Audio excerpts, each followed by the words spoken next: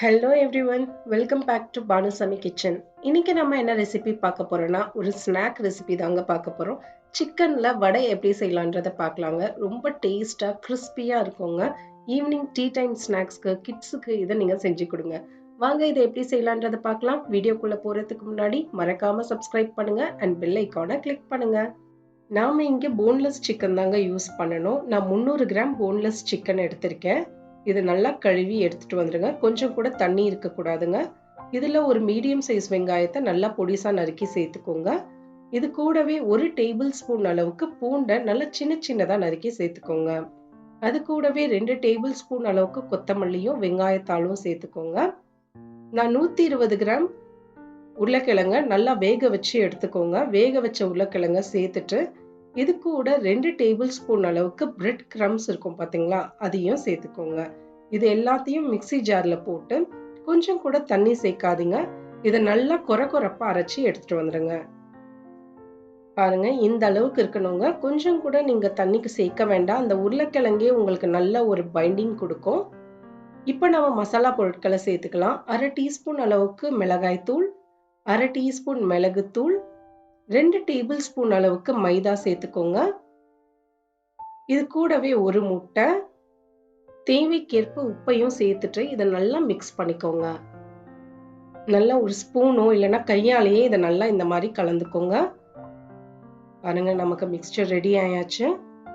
இப்போ நாம இதுல கொஞ்சமா உள்ளங்கையில எண்ணெயை தடவிட்டு நம்ம வடை மாதிரி இதை தட்ட ஆரம்பிச்சிடலாம். நல்லா எண்ணெயை தடவிட்டு உங்களுக்கு தேவையான அளவுக்கு போர்ஷனை எடுத்துட்டு இந்த மாதிரி வடை மாதிரி தட்டிக்கோங்க. நீங்க இதை வடை மாதிரி தட்டி ஒரு ஃப்ரீசர்ல போட்டு நீங்க எடுத்து வச்சு ஒரு வாரம் ஆனாலும் உங்களுக்கு எப்போ தேவையோ அப்போ மட்டும் எடுத்து நீங்க சுட்டு சாப்பிடலாம்.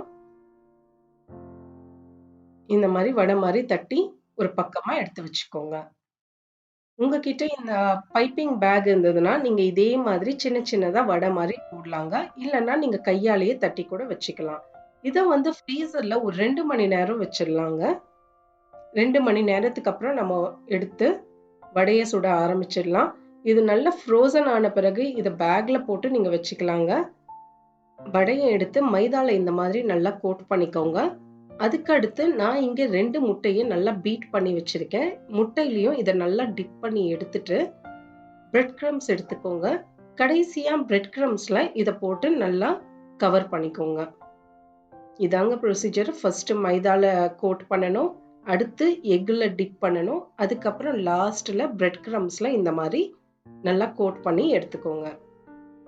இது எல்லாத்தையும் பண்ணி ஒரு பக்கமா எடுத்து வச்சுக்கோங்க. ஒரு கடாயில வந்து எண்ணெயை நல்லா சூடு பண்ணிக்கோங்க. அடுப்பு ஃப்ளேமை வந்து லோ ஃப்ளேம்லயே வச்சு இதை நம்ம வறுக்கணுங்க. ஹை ஃப்ளேம்ல மீடியம் ஃப்ளேம்ல வைக்காதீங்க. லோ ஃப்ளேம்லயே வச்சு 2 நிமிஷம் நல்லா இதை வறுத்து எடுத்துக்கோங்க.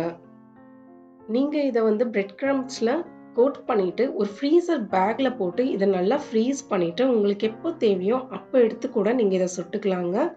அவ்வளோ ஈஸியான ரெசிபி இது. பிரெட் கிரம்ஸ்லாம் இப்போ நமக்கு ஈஸியாக கிடைக்குது. பிரெட் கிரம்ஸ் கிடைக்காதவங்க உங்ககிட்ட பிரெட் இருந்ததுன்னா அதை மிக்சியில போட்டு ஒரு 2 சுத்து சுத்திடுங்க. அது பவுடர் மாதிரி ஆயிடும்.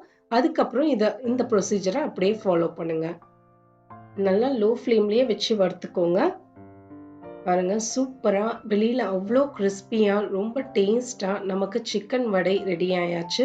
இது குழந்தைங்களுக்கும் ரொம்ப பிடிக்கும். நீங்க ஈவினிங் டீ டைம் ஸ்நாக்ஸ்க்கு இதை செஞ்சு சாப்பிடுங்க. இது கூட மயோனைஸ் இல்லைன்னா கெச்சப் வச்சு சாப்பிட்டீங்கன்னா அவ்வளோ அருமையா இருக்கும். ட்ரை பண்ணி பாருங்க. எப்படி வந்ததுன்றதை எனக்கு கமெண்ட்ஸ்ல சொல்லுங்க. மறக்காம சப்ஸ்கிரைப் பண்ணுங்க அண்ட் பெல் ஐக்கானை கிளிக் பண்ணுங்க. இன்னொரு வீடியோல பார்க்கலாம். தேங்க்யூ ஃபார் வாட்சிங்.